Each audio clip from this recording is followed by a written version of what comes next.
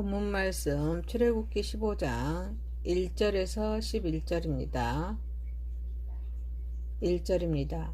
이때 모세와 일날의 자손의 이 노래로 여호와께 노래하니 일렀으되 내가 여호와를 찬송하리니 그는 높고 영화로우시며 말과 그 탄 자를 바다에 던지셨음이로다. 여호와는 나의 힘이요 노래시며 나의 구원이시로다.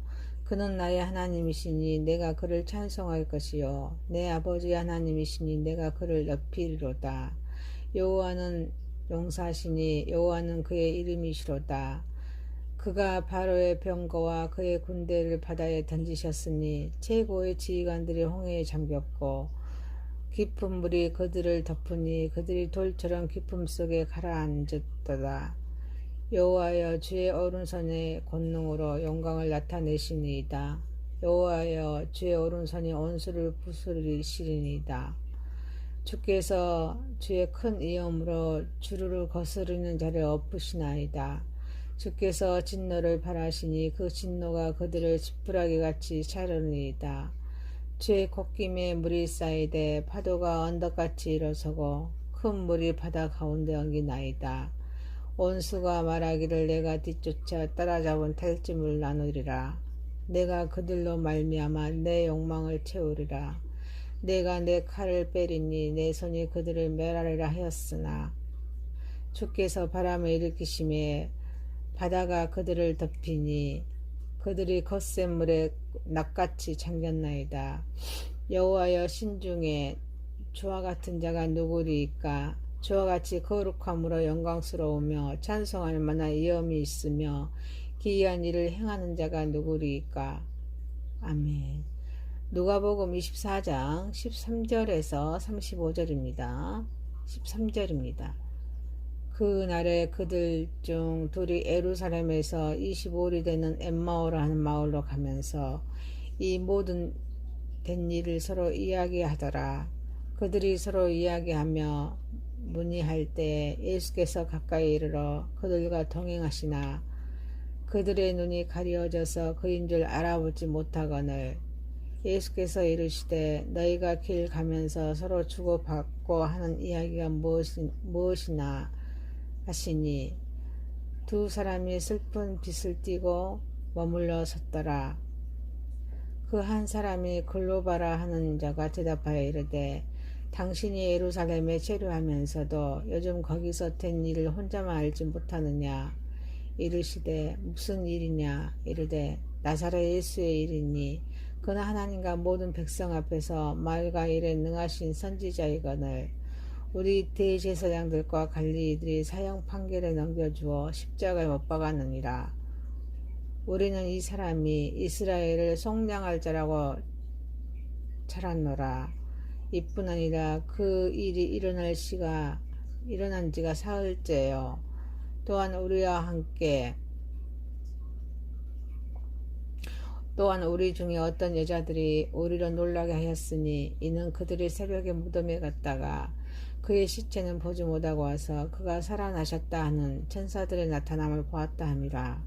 또 우리와 함께 한 자 중에 두어 사람이 무덤에 과연 여자들이 말한 바와 같음을 보았으나 예수는 보지 못하였느니라 하거늘 이르시되 미련하고 선지자들이 말한 모든 것을 마음에 더디 믿는 자들이여 그리스도가 이런 고난을 받고 자기의 영광에 들어가야 할 것이 아니냐 하시고 이에 모세와 모든 선지자의 글로 시작하여 모든 성경을 쓴 바 자기에 관한 것을 자세히 설명하시니라.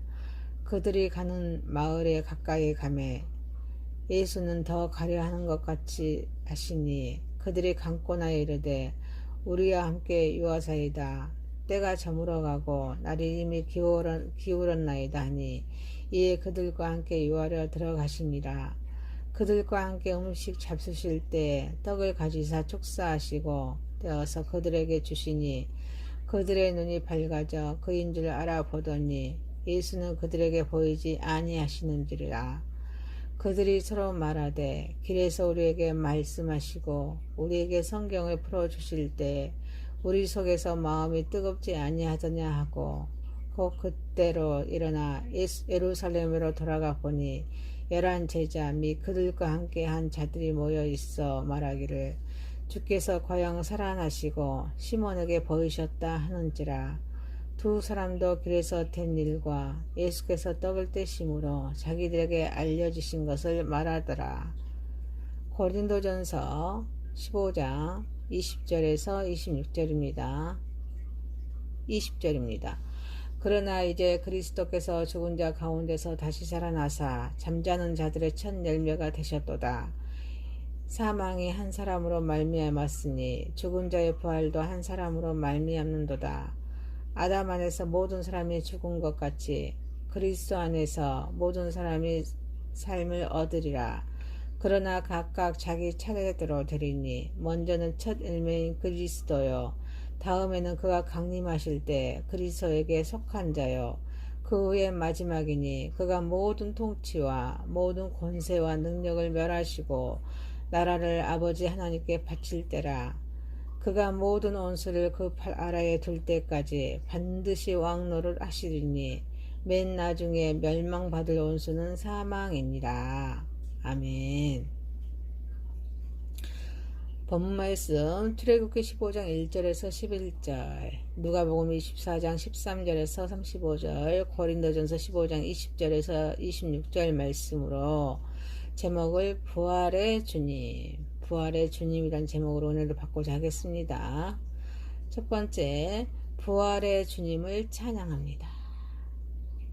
부활의 주님을 찬양합니다. 이 본문에서 모세의 찬양으로 1절에서 19절까지 채워져 있습니다. 모세의 찬양을 보면서 우리는 모세는 얼마나 뛰어난 정치가인가, 군사적인 전략가로서 또 율법을 가르친 법률가입니다. 또 모세오경의 역사적 사실을 기록한 저술가이기도 합니다. 또 예술가로서 모세를 보게 됩니다. 모세는 다재다능한 하나님의 사람 모세가 이제 하나님의 능력으로 이스라엘의 구원받음을 목격하고 하나님께 드린 찬양에는 매우 많은 의미들이 담겨 있습니다. 부활의 주님을 찬양합니다. 이스라엘의 자유에 대한 찬양입니다. 야곱이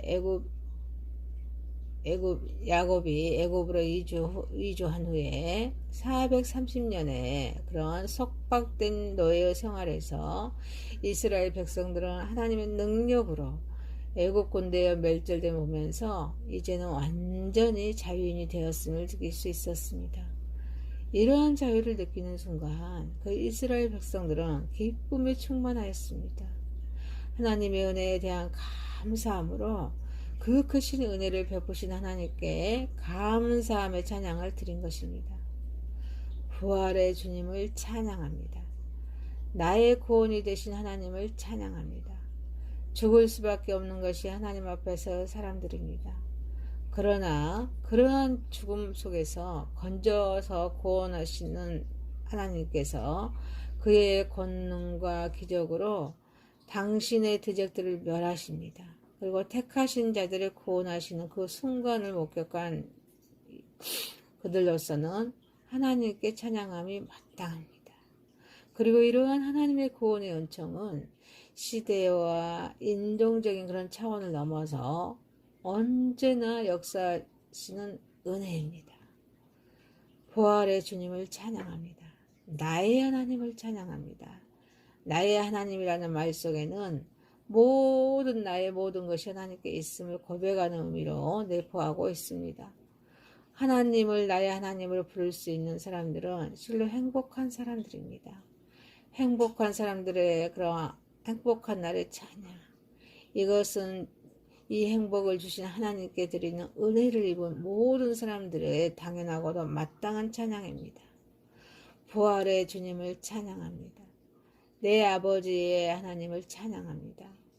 하나님은 아브라함의 이후 이스라엘 자손들에게 대대로 영원하신 하나님이시라는 사실을 우리는 지금 아브라함의 후손들의 입으로 하나님께 드리는 찬양에서 한 번 더 분명히 확인할 수 있습니다. 이 말씀 속에서 하나님과 이스라엘 자손의 그런 조상, 그 아브라함, 이삭, 야곱으로 그런 올라가는 하나님과 이스라엘의 언약의 관계를 밝게 우리는 알 수 있습니다.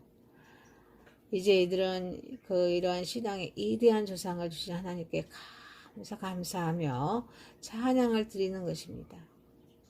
부활의 주님을 찬양합니다. 성도들의 찬양입니다. 이스라엘의 출애굽은 단순히 육체적인 속박의 자유와 국가적인 존재 독립이라는 차원에서만의 그런 출애굽이 아닙니다.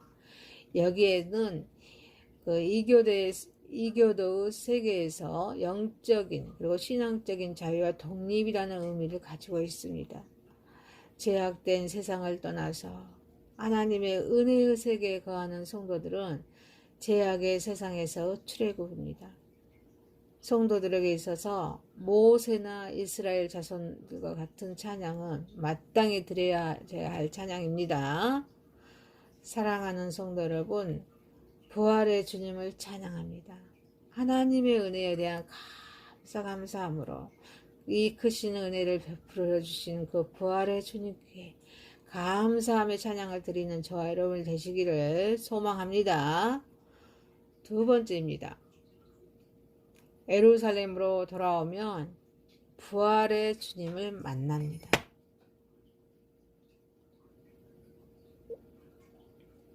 예루살렘으로 돌아오면은 부활의 주님을 만납니다. 엠마오 도상에서 부활하신 주님을 만난 두 제자들이 뜨거운 마음으로 예루살렘에 돌아와서 다른 제자들과 더불어 그런 은혜의 체험을 공유합니다.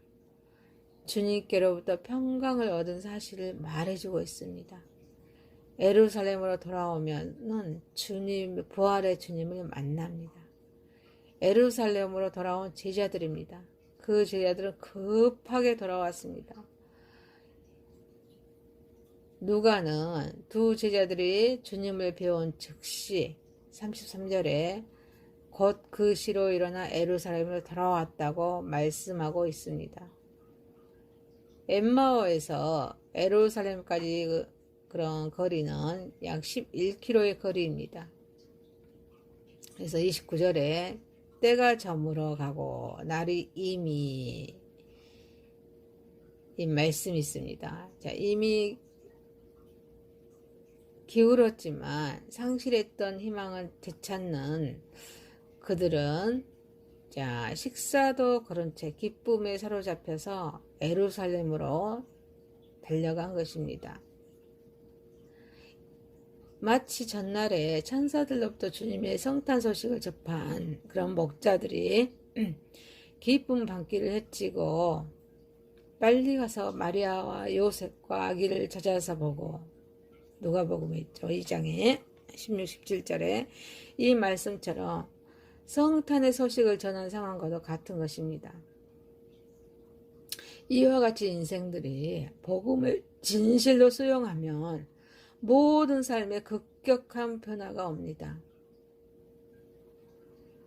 두 제자 엠마오로 향하던 그런 시리의 발걸음으로 예루살렘으로 바꿔 놓을 수 있었던 것은 오직 그리스도 안에 있는 복음의 능력이었습니다. 그래서 바울은 로마서 1장 16절 말씀하십니다. 복음은 모든 믿는 자에게 구원을 주신 하나님의 능력이라고 말씀하셨습니다. 다메섹 도상에서 주님을 배워온 바울은 에베소서 1장 19절에 그의 힘의 강력으로 역사하심을 따라, 이 말씀으로 모든 삶의 방향들이 그 즉시로 다시 돌아선 그런 체험을 했었기 때문입니다.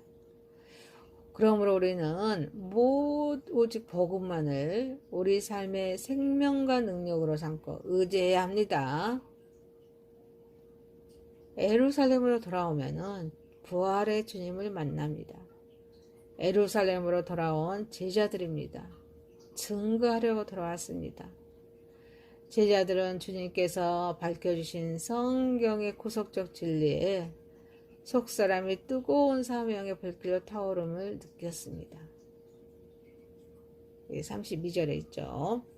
그래서 전에 자기들과 똑같이 극도 절망감과 허무감에 빠져있는 예루살렘의 동물들에게, 그런 동무들에게, 친구들에게 35절에 길에서 된 일과 예수께서 떡을 떼심으로 자기들에게 알려주신 것을 말하지 않고는 참을 수가 없었던 것이었습니다. 에레미야서 20장 9절에 내가 여호와를 선포하지 아니하리라 하면 나의 중심이 불붙는 것 같아서 걸수에 사무치니 답답하여 견딜 수 없나이다 라고 고백했습니다. 이와 같이 진실로 부활하신 주님을 믿음 안에서 만난 사람들은 복음의 사명을 이행치 않고는 못 견딜 것입니다. 제자들이 예루살렘으로 돌아온 목적은 결코 자신들의 유익을 구하고자 함이 아니었습니다. 그곳에는 아직도 대적자들의 그런 감시와 눈초리와 로마 군병들의 그런 창과 검이 제자들의 생명을 노리고 있었습니다. 그러나 그 제자들은 빌립보서 1장 12절에 오직 온전히 담대하며 살든지 죽든지 내 몸에서 그리스도가 존귀되게 하려 돌아왔던 것입니다. 그와 같이 그 제자들의 숭고한 그런 열정은 오늘날에도 디모데전서 6장 5절에 경건을 이익의 재료로 생각하는 그런 상업주의적 풍조에 물들어가는 우리들에게 기이감이 될 만한 일이라고 할 것입니다. 예루살렘으로 돌아오면은 부활의 주님을 만납니다. 예루살렘에 돌아온 그런 결과입니다.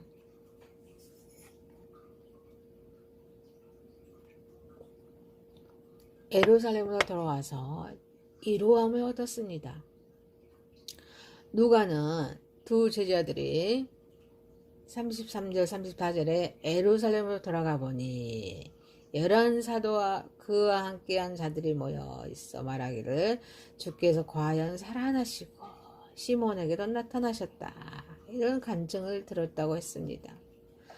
특히 부활하신 주님께서 베드로에게 따로 이렇게 나타나셨다는 그런 기사는 바울의 증언 속에도 있는 것 있습니다. 고린도전서 15장 5절에 바울의 증언 속에도 나타나 있습니다. 복음서에 감춰진 은혜와 사례 중에 한 가지인 것입니다.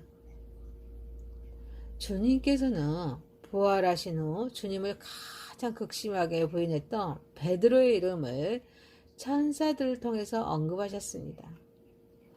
사도들 중에서 가장 먼저 베드로에게 현현하셨던 것입니다. 이게 마가복음 16장 7절에 말씀하겠습니다. 이와 같은 주님의 은혜로우신 처사는 잡히시던 바 그런 베드로의 그런 배반을 예언하십니다. 누가복음 22장 32절에 너는 돌이킨 후에 내 형제를 굳게 하라. 이렇게 말씀하시면서 사명을 지키게 하려 하신 것입니다. 주님께서는 베드로와 엠마오로 가던 그런 골로바에게 특별히 현현해 주신 것은 그들에게 신앙적인 우월성을 부여한 것이 아닙니다.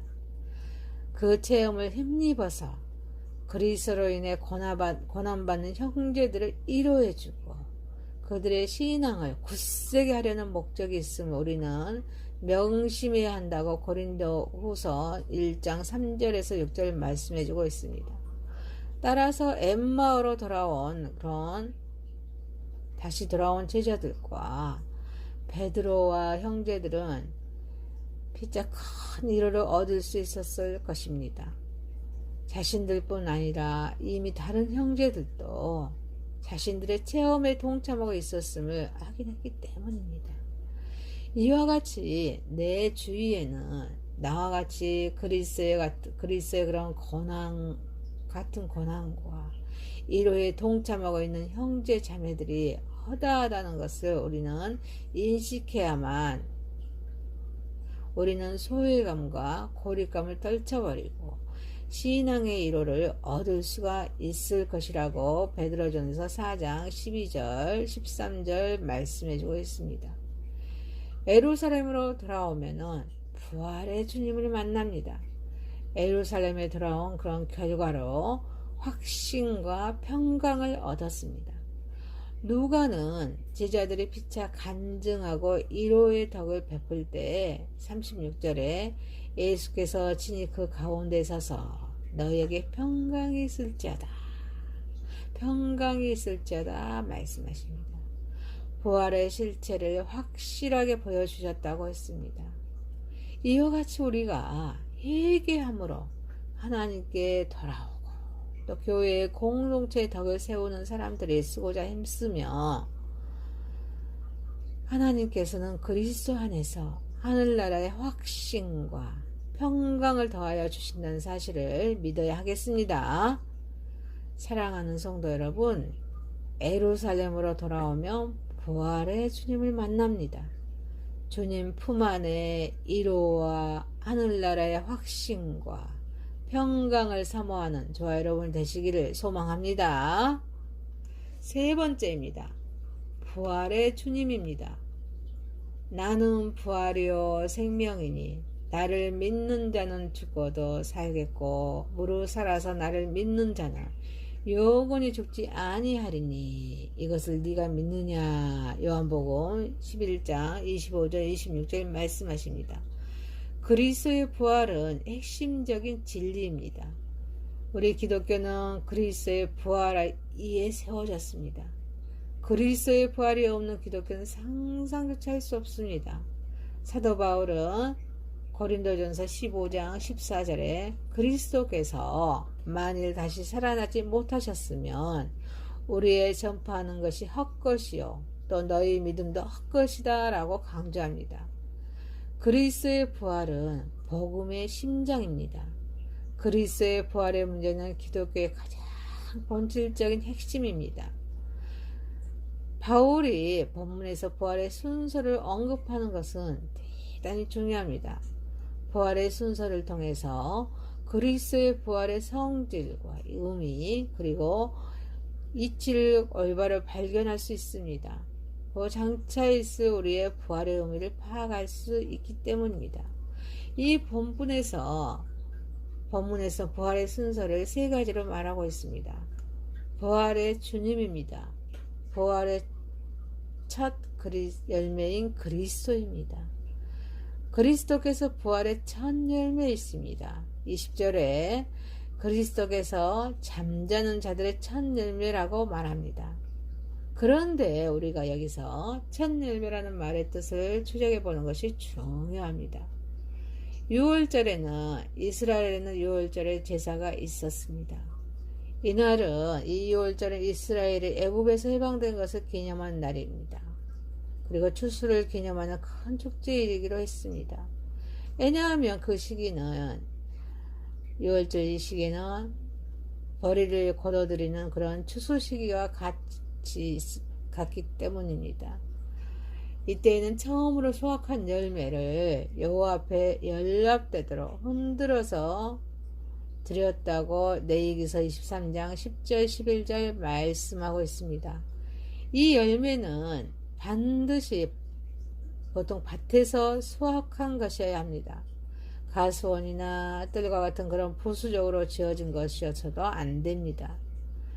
첫 열매를 거두어서 하나님 앞에 드리기 전에는 가게에서 매매를 하지 못했습니다. 또 음식도 만들어 먹어서도 안 되었습니다. 이 일은 대단히 의미 있는 일입니다. 그 첫 열매의 추수한 곡식 전체를 대표하는 의미를 가집니다. 그리고 제단에 바쳐짐으로써 그 첫 열매뿐 아니라 모든 곡식을 성별해 주는 의미를 가지고 있기 때문입니다. 첫 열매는 앞으로도 거두어들일 그런 추수의 표시였습니다. 그런 면에서 예수 그리스도의 부활은 대표성을 가집니다. 그에게 붙은 자의 부활의 약속의 증표입니다. 첫 열매를 정식으로 하나님 앞에 드리기 전에는 추수한 곡식을 매매할수록 먹을 수도 없었던 경우와 같이 잠자는 자들의 생명의 부활도 예수 그리스도께서 죽은 자 가운데서 부활한 후에 가능합니다. 그러므로 예수 그리스도의 부활은 앞으로 있을 모든 성도들의 부활의 증표였습니다.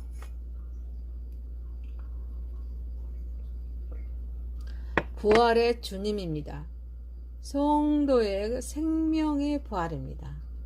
두 번째로 부활에 참여한 자들은 그리스도께서 강림하실 때 그에게 붙은 자입니다. 그리스도께서 강림하실 때는 천년왕국이 있기 전에 이 세대 종말에 예수 그리스도께서 메시아적인 권세를 가지고 공중에 재림하신다고 데살로니가전서 2장 19절 4장 15절에 말씀하고 계십니다. 예수님께서 공중에 재림하실 때 먼저 믿음으로 살다가 잠자는 자들을 일으키실 것입니다. 그리고 바로 동시에 모든 믿는 산 사람을 이끄실 것이라고 데살로니가전서 4장 13절에 18절에서 말씀하고 계십니다. 예수님께서는 이 사건을 요한복음 5장 29절에 생명의 부활이라고 말씀하셨습니다. 그러나 우리 그리스도께서는 왕권을 가지고 심판하시기 위해서 강림하실 때 첫째 부활에 참여하지 못한 자는 땅에 남아 있어서 환난을 당한다. 그리고 또 요한복음 5장 29절에 심판의 부활에 처하게 될 것이라고 말씀하고 계십니다. 그리스도와 연합한 자는 생명의 부활에 참여합니다. 모든 사람이 아담 안에서 죄인이었던 것처럼 그리스도 예수 안에서는 모든 사람이 죄에서 해방을 받았습니다. 모든 사람이 아담 안에서 사망의 종로를 하였지만 우리 예수 그리스도 안에서는 죽음을 정복합니다. 우리 그리스도께서 사망에 매여 있을 수 없는 것처럼 그리스도와 연합한 우리 저와 여러분들은 또 사망에 매일 수가 없습니다.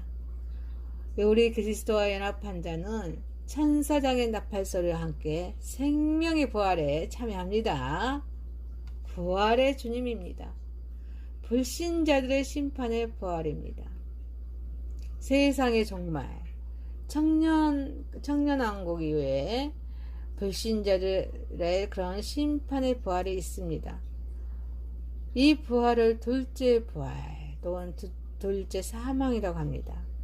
천년왕국 기간에는 악한 영들은 모두 무저경에서 결박당합니다.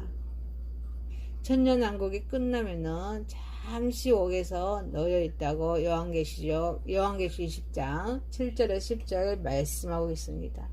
그래서 하나님께 대한 최후 반역이 있게 됩니다. 그러나 우리 그리스도께서 권세로 이 반역을 멸하실 것입니다. 이때 흰 보좌의 심판이 이루어지는데 책에 기록된 대로 심판을 받습니다. 첫째 부활에 참여한 자들, 그 생명책에 기록한 자들은 거룩한 새 예루살렘에 입성할 것입니다. 그리고 생명책에 기록하지 못한 자와 사망과 음부도 불못에 던져져 세세토록 밤낮 괴로움을 받을 것이라고 요한계시록 20장 7절에서 15절 말씀해주고 계십니다.